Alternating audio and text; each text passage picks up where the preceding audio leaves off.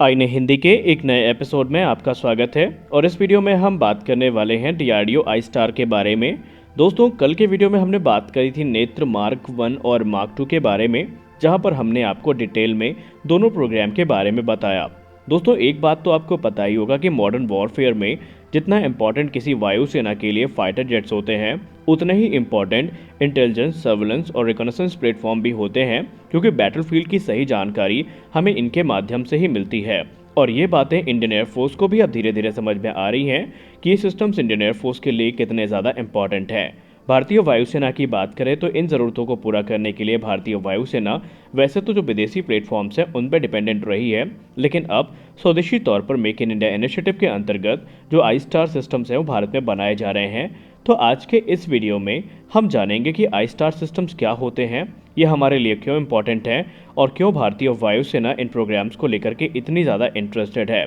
इसके अलावा हम आपको ये भी बताएंगे कि आने वाले निकट भविष्य में ये सिस्टम कब तक तैयार होंगे और भारतीय वायुसेना की इससे क्या अपेक्षाएं हैं, ये कैसे फंक्शन करते हैं, इसके बारे में जानकारी आपको इसी वीडियो में मिलने वाली है। तो बने रहिए वीडियो के अंत तक, क्योंकि ये वीडियो आपको बहुत ज़्यादा इन्फॉर्मेटिव लगेगा। और अगर आपने अभी तक नेत्र मार्क 1 और मार्क 2 का वीडियो नहीं देखा है तो आपको कार्ड पे उस वीडियो की लिंक भी मिल जाएगी और उस वीडियो को आप ज़रूर देखिएगा ताकि आपको डीआरडीओ के जो एक्चुअल प्रोग्राम है इस समय इन एयरक्राफ्ट को लेकर के उसकी पूरी जानकारी हो सके। तो आइए शुरू करते हैं आज का अपना ये वीडियो, जो कि आई स्टार पे रिलेटेड है। दोस्तों, किसी भी मूविंग टारगेट के लिए जो अटैक करने की प्लानिंग है ये बहुत ही ज़्यादा क्रिटिकल होती है, क्योंकि इसमें सबसे इम्पॉर्टेंट चीज़ होती है टाइमिंग। और ऐसे में जो टारगेटिंग ड्यूरेशन होती है वो भी काफ़ी छोटी होती है। और सटीक टारगेट करने के लिए हमारे पास जो सिचुएशनल अवेयरनेस है वो काफ़ी अच्छी होनी चाहिए। और ख़ासकर अगर हम बात करें फ्रंटियर्स की या फिर इंसर्जेंट अफेक्टेड एरियाज़ की, तो वहाँ पर सिचुएशनल अवेयरनेस बहुत ज़्यादा इंपॉर्टेंट रोल अदा करती है, न सिर्फ अपनी सुरक्षा के लिए बल्कि अगर हमें कोई अटैक भी करने होते हैं तो उसके लिए हमारे पास जो एग्जैक्ट इन्फॉर्मेशन है वो होनी चाहिए, वरना अटैक जो है वो विफल भी हो सकते हैं। और उस समय डिसीजन मेकर्स के लिए जो सबसे इंपॉर्टेंट चीज़ होती है वो होती है इंटेलिजेंस इनपुट, जिसके आधार पर वो सही निर्णय ले सकते हैं। और यहीं पे intelligence, surveillance, targeting and reconnaissance system, जिसको हम आई स्टार सिस्टम कहते हैं, ये एक बहुत ही महत्वपूर्ण भूमिका निभाते हैं, क्योंकि ये डायनेमिक और टाइम क्रिटिकल जो टारगेटिंग कैपेबिलिटी है वो तो प्रोवाइड करते हैं, साथ ही साथ नेशन की सिक्योरिटी गोल्स को प्राप्त करने में इनका जो योगदान होता है वो भी काफ़ी महत्वपूर्ण होता है। दरअसल जो आई स्टार सिस्टम्स होते हैं ये अलग अलग बैटलफील्ड फंक्शंस के साथ लिंक होते हैं और ये कॉम्बैट फोर्स को बैटलफील्ड में असिस्ट करते हैं अपने सेंसर्स और दूसरे जो इक्विपमेंट्स हैं उनकी सहायता से। बेसिकली ये इन्फॉर्मेशन को अपने वेरी हाई परफॉर्मेंस सेंसर्स की सहायता से गैदर करते हैं और बाद में उन्हें बैटलफील्ड में जो हमारे ट्रूप्स डिप्लॉयड हैं उन तक पहुंचाते हैं।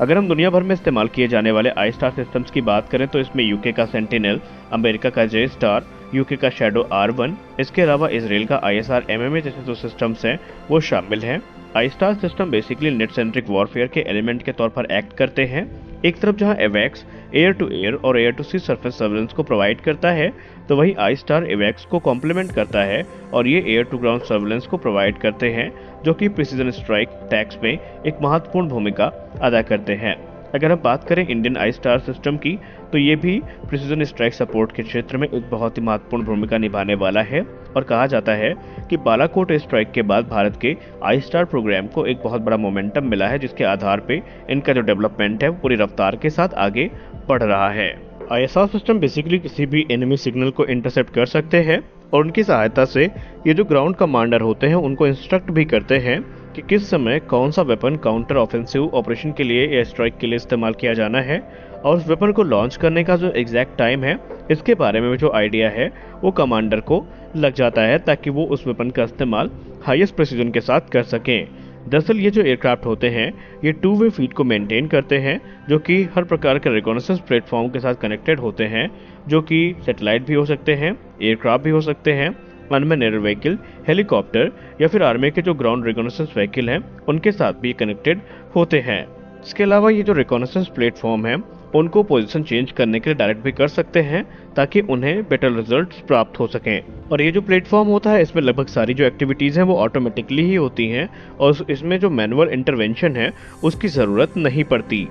अगर हम बात करें डीआरडीओ के आई स्टार सिस्टम के बारे में, तो इसका मुख्य तौर पर इस्तेमाल intelligence gathering, surveillance, reconnaissance, targeting में किया जाएगा। दिन हो या रात हो, इसे स्टैंड ऑफ रेंज से ऑपरेट किया जा सकेगा। ये ISTAR system basically high altitude और लार्ज स्टैंड ऑफ रेंजेस से ऑपरेट होंगे और इनका इस्तेमाल इंटेलिजेंस प्रोसेसिंग, एक्सप्लॉयटेशन, डिसेमिनेशन और कॉमन ऑपरेटिंग पिक्चर जनरेशन में किया जाएगा। ये आई स्टार सिस्टम अलग अलग जो सिस्टम है, जैसे कि airborne network, ground based network या फिर कमांड एंड कंट्रोल नेटवर्क, उनके साथ कनेक्टेड होंगे। और ये जो आई स्टार एयरक्राफ्ट होगा, ये बेसिकली तमाम सिस्टम्स का एक सिस्टम होगा जिसमें अलग अलग एयरबॉर्न और ग्राउंड सेगमेंट्स देखने को मिलेंगे। अगर हम स्पेशली एयरबॉर्न सेगमेंट की बात करें तो उसमें कई मिशन सिस्टम्स हमें देखने को मिलेंगे, जैसे कि एसा based synthetic aperture radar, ground moving target indicator, electronic intelligence जिसको हम एलिंट कहते हैं, कम्युनिकेशन इंटेलिजेंस जिसको हम कमेंट कहते हैं, इलेक्ट्रो ऑप्टिकल इमेजरी सेंसर, इसके अलावा जो communication data link in wide band, line of site,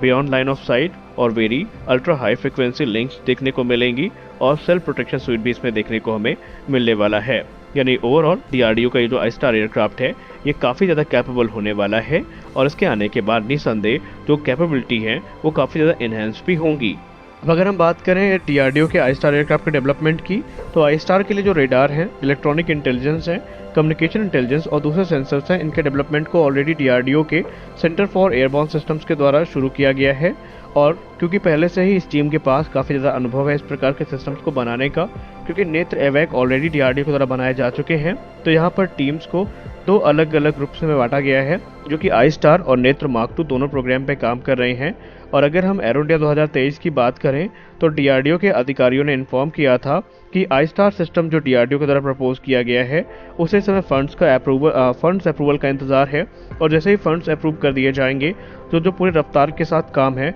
वो यहाँ पर शुरू हो जाएगा। डीआरडीओ का जो आई स्टार एयरक्राफ्ट होगा, बेसिकली ये एक बिजनेस जेट प्लेटफॉर्म पर बेस्ड होगा, जहाँ पर डीआरडीओ के क्रिटिकल टेक्नोलॉजीज का इस्तेमाल किया जाएगा, जैसे कि